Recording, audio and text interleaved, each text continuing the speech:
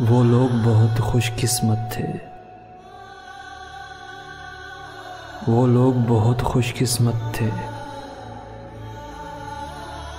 जो इश्क को काम समझते थे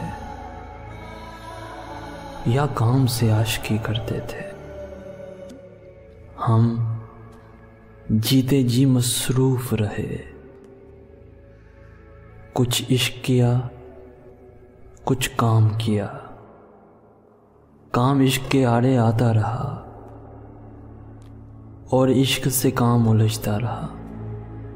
फिर आखिर तंग आकर हमने दोनों को अधूरा छोड़ दिया, दोनों को अधूरा छोड़ दिया।